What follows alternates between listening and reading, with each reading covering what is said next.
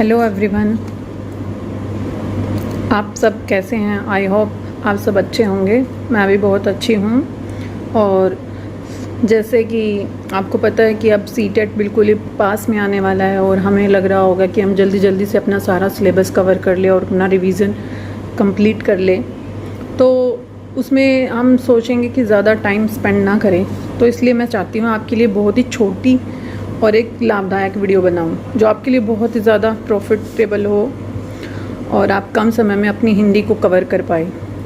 अगर दोस्तों आपने मेरी सीरीज़ को अच्छा रिस्पांस दिया, अच्छे लाइक और शेयर सब्सक्राइब किया, तो मैं इस सीरीज़ को जारी रखूँगी और आपके सीटेट में बहुत हेल्पफुल होगा और कोशिश करूँगी आपको जल्दी से जल्दी सारा हिंदी कवर करवा दूँ। तो आज हम संज्ञा से शुरू करते हैं बच्चों। दोस्तों, संज्ञा है क्या? संज्ञा है किसी का भी नाम। एक तरह से हम कह सकते हैं कि नाम संज्ञा और संज्ञा नाम।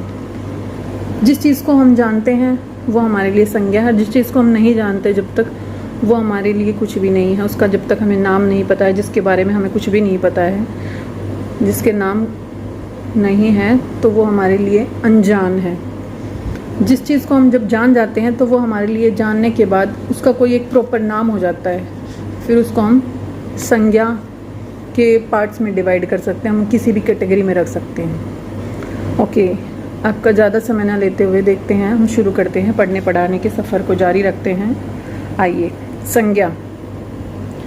संज्ञा उस विकारी शब्द को कहा जाता है जिसके द्वारा किसी व्यक्ति, वस्तु, भाव, जीव और स्थान के नाम का बोध होता है, उसको हम संज्ञा कहते हैं। इसी तरह से संज्ञा के अलग अलग प्रकार हैं। संज्ञा को पद के आधार पे, पद के तौर पे हम दो भागों में बांट सकते हैं, जैसे विकारी शब्द और अविकारी शब्द। जैसे विकारी शब्द वे होते हैं जो लिंग, वचन, कारक और काल के प्रभाव से परिवर्तित हो जाते हैं, उन्हें विकारी शब्द कहते हैं। जैसे लड़की, लड़के।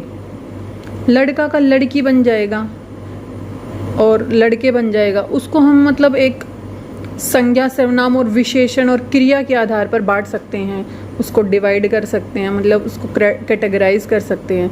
वो उसमें चेंज आ जाता है। जो अपने इन संज्ञा, सर्वनाम और विशेषण और क्रिया के आधार पर चेंज आ जाए, जिसमें जिस शब्द में, वो हमारे शब्द विकारी शब्द कहलाते हैं। अविकारी शब्द, जो शब्द लिंग, वचन, कारक और काल के प्रभाव से परिवर्तित नहीं होते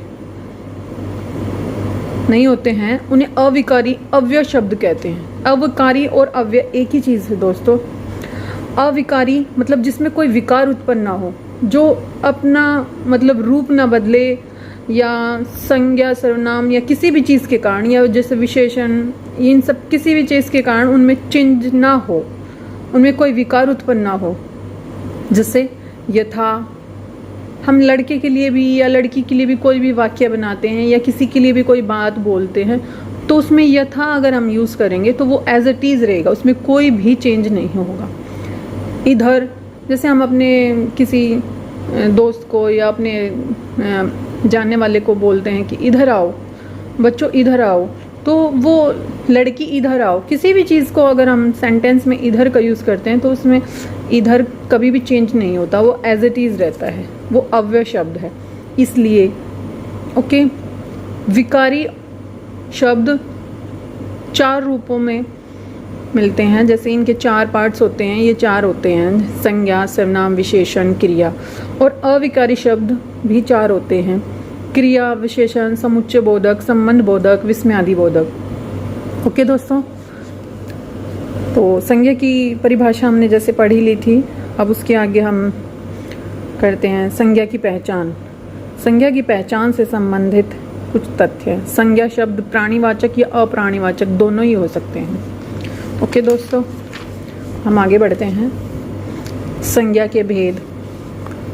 अब जैसे हम पूरा ना पढ़ते हुए, जैसे कि हमें पता है हमारा सीटेट पास आने वाला है और हमें जल्दी जल्दी अपना रिवीजन कंप्लीट करना है, तो हम मैं इसमें से आपको जो चीज़ें ज़्यादा इम्पोर्टेंट है वो बता देती हूँ। अगर आप चाहोगे तो मैं इसके लिए दोबारा से वीडियो बना दूँगी और उसको पूरा डिटेल में समझा दूँगी, और एक एक चीज़ जो इस बुक में दी गई है वो मैं आपको दोबारा से समझा दूँगी। लेकिन ये मैंने आपके लिए सीटेट के लिए बनाई है, तो मैं इसमें चाहती हूँ आपका कम से कम समय लगे और जल्दी से जल्दी आप अपना रिवीजन कर लें। तो हम इसको आगे पढ़ते हैं। संज्ञा के भेद। संज्ञा के अर्थ के आधार पर और व्युत्पत्ति के आधार पर दो तरह से हम संज्ञा को बांट सकते हैं, और अर्थ के आधार पर संज्ञा के 5 भेद हैं और व्युत्पत्ति के आधार पर संज्ञा के 3 भेद हैं। इसके बाद अर्थ के आधार पर व्यक्तिवाचक संज्ञा, जातिवाचक संज्ञा, समुदायवाचक संज्ञा, द्रव्यवाचक संज्ञा और भाववाचक संज्ञा। इसमें द्रव्यवाचक और समूहवाचक को या समुदायवाचक को हम जातिवाचक में भी रख सकते हैं।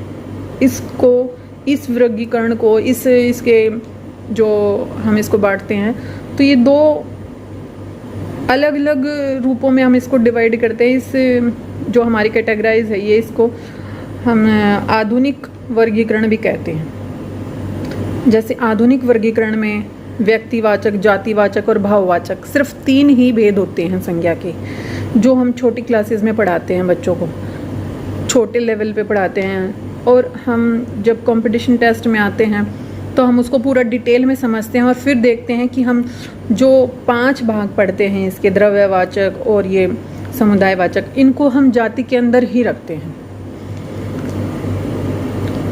और जैसे अब व्यक्तिवाचक संज्ञा, जैसे कोई भी हमारा, मतलब हम किसी का भी नाम लेते हैं तो वो एक स्पेशल व्यक्तिवाचक ही होता है। जैसे जो शब्द किसी विशेष व्यक्ति, वस्तु, स्थान या प्राणी के नाम का बोध कराते हैं उन्हें व्यक्तिवाचक संज्ञा कहते हैं। व्यक्तियों के नाम, प्राणियों के नाम, स्थानों के नाम, इनमें जैसे व्यक्तियों के नामों में सुभाष चंद्र बोस हैं, भरत हैं, सीता है, सुनीता है, सरदार पटेल है, भगत सिंह है।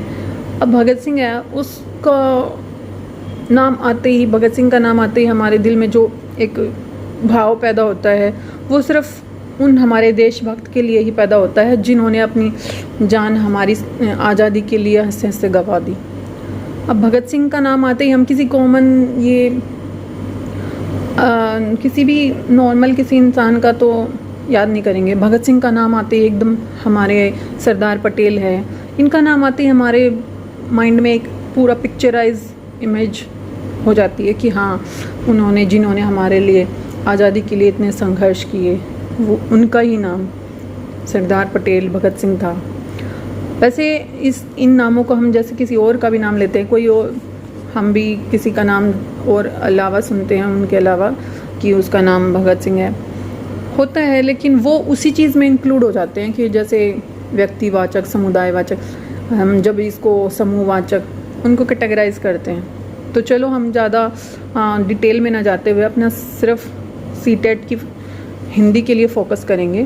तो जो किसी का भी स्पेशल नाम होता है तो वो एक व्यक्तिवाचक होता है।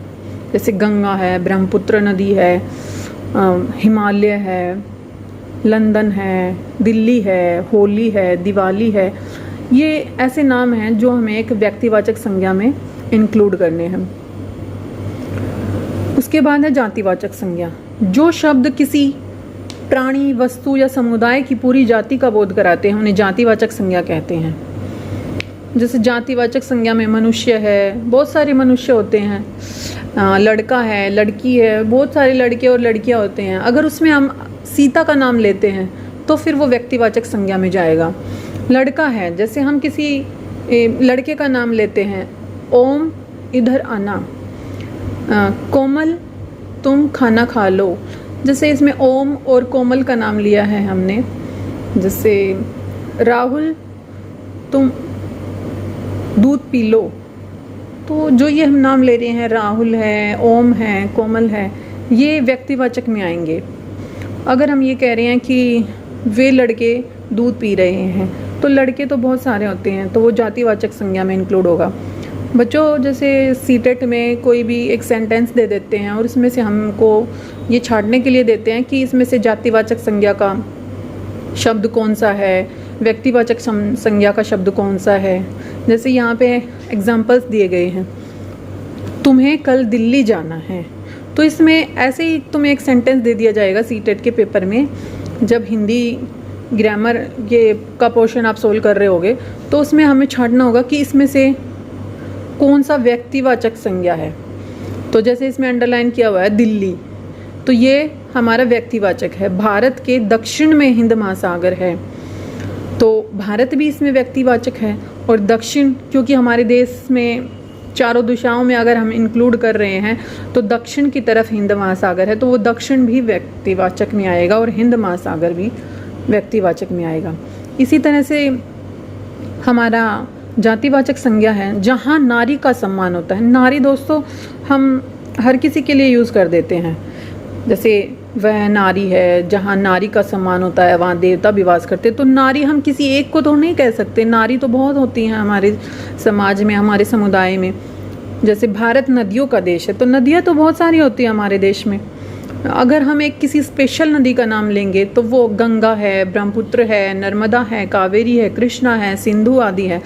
तो ऐसे अगर स्पेशल किसी नदी का नाम लेते हैं तो वो होती है व्यक्तिवाचक संज्ञा। अब यहाँ पे भारत नदियों का देश है, तो इसमें बहुत सारी नदियों की बात की गई है।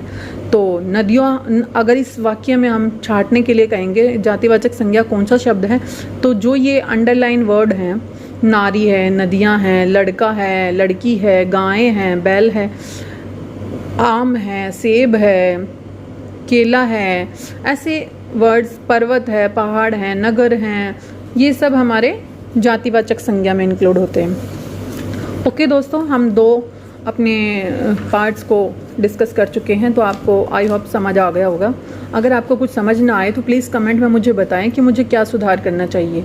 अगर आप बताओगे तभी मैं आप अपनी टीचिंग में सुधार कर सकती हूँ, अपने सीखने और सिखाने की प्रक्रिया में सुधार करके, और अपने आप को भी और आपको भी यही कहूँगी कि लर्न मोर ग्रो मोर।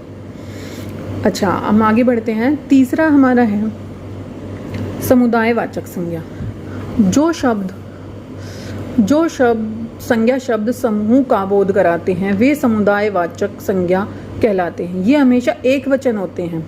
जो भी हमारा समूह होता है, वो भले ही समूह में हमारे में बहुत सारे मतलब चीज़ें इंक्लूड होती हैं, जैसे सेना है, फौज है, समिति है, प्रजा है, सरकार है। अब सरकार में बहुत सारे मंत्री होते हैं, तो उसमें कोई पीएम है, कोई सीएम है, कोई एमपी है, कोई मतलब अलग अलग तरह के होते हैं। तो वो एक सब मिलके एक सरकार को बनाता है। सारे मंत्री और पीएम सीएम सब मिलके एक सरकार बनती है, तो उसको हम एक वचन में इंक्लूड करते हैं। बच्चों देखना, कभी भी ये गलती मत करना। सीटेट में ऐसे वर्ड बहुत जल्दी आते हैं और हम उनमें अपना नंबर कटवा के बैठ जाते हैं। तो जो ये ग्रुप वाले, समूह वाले शब्द होते हैं, तो इन पे आपको बहुत ध्यान से काम करना है और अपने नंबरों को बढ़ाना है। जैसे झुंड है, जनता है, सभा है। कभी भी कोई जनता होती है, भीड़ का कोई नाम नहीं होता। जैसे कभी भी कोई मतलब उपद्रव कर देती है जनता, किसी भी चीज़ के लिए खिलाफ हो जाती है। अब ये जो हमारे किसान धरने पे बैठे थे, तो वो अगर कुछ गलत करते थे तो उसमें से किसी एक का नाम तो आएगा नहीं, जनता का या किसानों का, सारे किसानों का ही नाम आएगा। तो हम उसमें से किसी एक का नाम थोड़ी ना ले सकते हैं। पूरे समूह को एक किसान ग्रुप ही मतलब उस सिंबल को शो कर रहा था।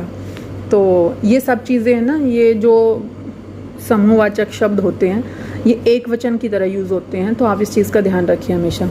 मैं अपने परिवार का सबसे अच्छा बच्चा हूँ। तो परिवार में तो बहुत सारे सदस्य होते हैं, वो समूह है एक हमारा, सारे सदस्यों को मिला के ही तो समूह बनता है, उसको परिवार बोलते हैं। तो परिवार हमेशा एक वचन के लिए यूज़ होगा। मैं अपने परिवार का सबसे अच्छा बच्चा हूँ। तो परिवार में जो बच्चा बोल रहा है वो कह रहा है मैं सबसे अच्छा हूँ। तो परिवार एक वचन यूज़ होता है और उसे समूहवाचक संज्ञा भी कहते हैं। वहाँ से सेना की एक टुकड़ी गुजरी।